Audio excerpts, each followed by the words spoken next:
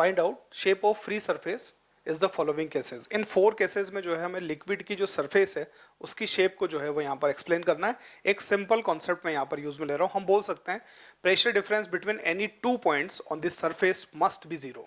ठीक है, 2 पॉइंट बनाए जाएं किसी भी सरफेस पर तो उन दोनों के बीच में प्रेशर डिफरेंस की वैल्यू जो है वो 0 होगी, या हम बोल सकते हैं दोनों पॉइंट पर प्रेशर की वैल्यू जो है वो इक्वल होती है। तो आप देखें इधर ध्यान से, सबसे पहले फर्स्ट केस में मैंने यहाँ पर ये 2 पॉइंट लिए तो 100% इन दोनों पॉइंट पर जो है प्रेशर इक्वल होगा, या फिर प्रेशर डिफरेंस की वैल्यू लिखी जाए pressure difference rho G minus a vector G effective dot ds। ठीक है, dp की वैल्यू मुझे 0 लानी है, तो dp 0 तभी होगा दोनों वेक्टर, क्योंकि ये डॉट प्रोडक्ट लिखा हुआ है। cos 90 की वैल्यू 0 होती है, इसका मतलब मैं बोल सकता हूँ यहाँ पर G minus a vector G effective perpendicular ds। और इसी कॉन्सेप्ट को लेकर हम यहाँ पर जो है सरफेस जो है उसकी शेप को एक्सप्लेन करेंगे।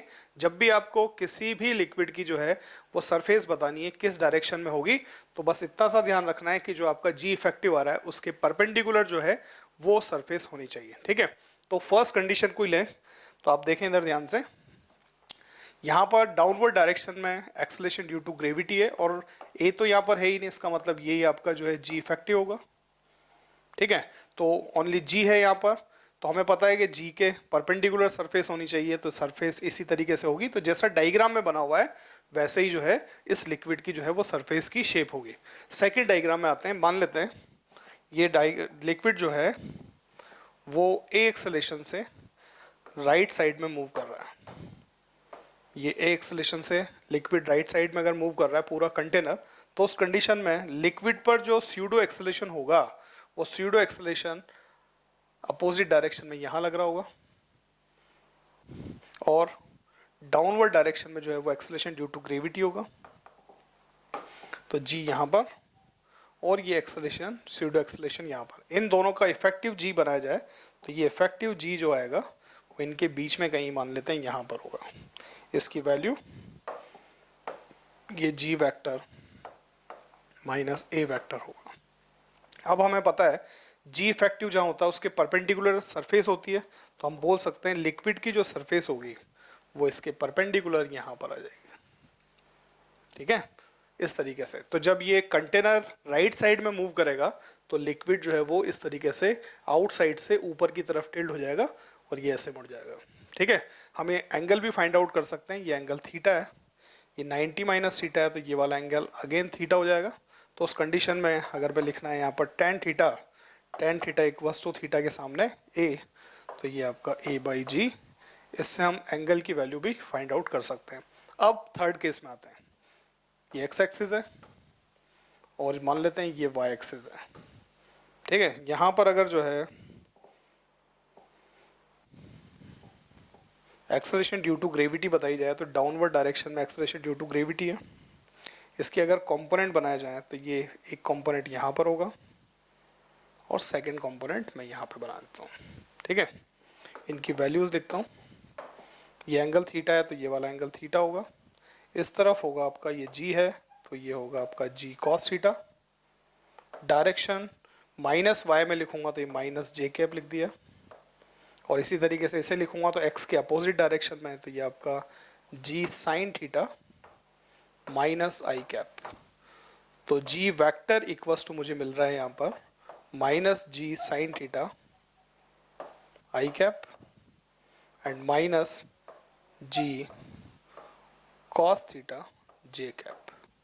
और अगर यहाँ एक्सेलरेशन की बात करें तो आपको पता है ये स्मूथ सरफेस है, तो ये पूरा कंटेनर डाउनवर्ड डायरेक्शन में मूव करेगा। किस एक्सेलरेशन से?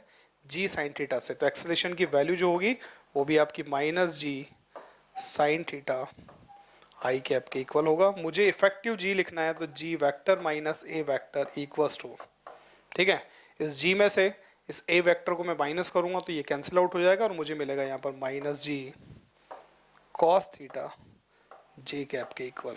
ठीक है, हमें पता है सरफेस जो होती है वो G इफेक्टिव जो होता है उसके परपेंडिकुलर होती है, तो हमें जो यहाँ पर G इफेक्टिव मिल रहा है ये वाला है। इसका मतलब सरफेस जो होगी वो सरफेस इसके परपेंडिकुलर इसी तरीके से सरफेस होगी जैसा डायग्राम में बना हुआ है। तो जब ये लिक्विड डाउनवर्ड डायरेक्शन में पूरा कंटेनर नीचे मूव करेगा तो सरफेस ऐसी बनी रहेगी इस जी इफेक्टिव के परपेंडिकुलर। ठीक है, अब हम लास्ट केस फोर्थ केस को डिस्कस करते हैं। इसे थोड़ा सा बेटा ध्यान से देखना। ये मान लेते हैं ये एंगुलर वेलोसिटी ओमेगा से पूरा कंटेनर जो है वो रोटेट हो रहा है। तो एंगुलर वेलोसिटी से अगर ये रोटेट होगा तो इस पर सेंट्रीफ्यूगल एक्सेलरेशन आउटवर्ड डायरेक्शन में होगा।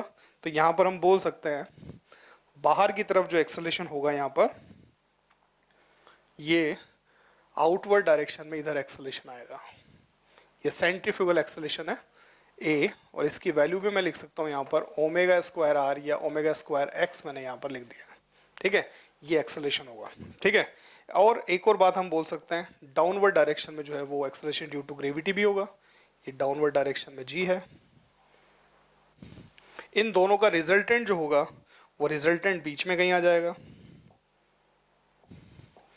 ये मान लेते हैं यहाँ पर बीच में कहीं पर नेट आ जाएगा। और सरफेस जो होगी वो सरफेस इसके अगर परपेंडिकुलर बनाया जाए तो ये परपेंडिकुलर सरफेस यहाँ बन जाएगी। इसे थोड़ा सा समझना बेटा, अभी मैंने सिर्फ जी इफेक्टिव बनाया है। ठीक है, और ये सरफेस इस तरीके से बना दी। ठीक है, तो आप लोग देखना यहाँ पर ये एंगल थीटा है। तो हमने पहले भी लिखा है टेन थीटा की वैल्यू जो होती है वो किसके इक्वल है, वो ए बाई जी के इक्वल है। ठीक है, ये एंगल थीटा है, ये 90 माइनस थीटा है, तो अगेन ये वाला एंगल थीटा होगा। तो टेन थीटा को मैं एक बार फिर से लिख सकता हूँ tan theta perpendicular upon base, तो इसे लिख सकता हूँ मैं d y upon d x equals to a by g के इक्वल होगा। D y equals to a की वैल्यू जो है वो है omega square x by g, और डी एक्स को मैंने ऊपर लिख दिया। इसे अगर दोनों तरफ इंटीग्रेट करता हूँ तो मुझे y इक्वल्स टू वैल्यू मिलेगी omega square x square by 2g के इक्वल, या मैं बोल सकता हूँ y प्रोपोर्शनल एक्स स्क्वायर होगा। ये एक पैराबोलिक रिलेशन है। इसका मतलब जो सरफेस होगी वो ऐसे आपका यहाँ पर जो है प्लेन सरफेस नहीं बन के ये पैराबोलिक सरफेस इस तरीके से बन जाएगी। ठीक है, तो जब ये पूरा फ्लूइड जो है वो आपका रोटेट होगा तो शेप इस तरीके से होगी यहाँ पे। ठीक है।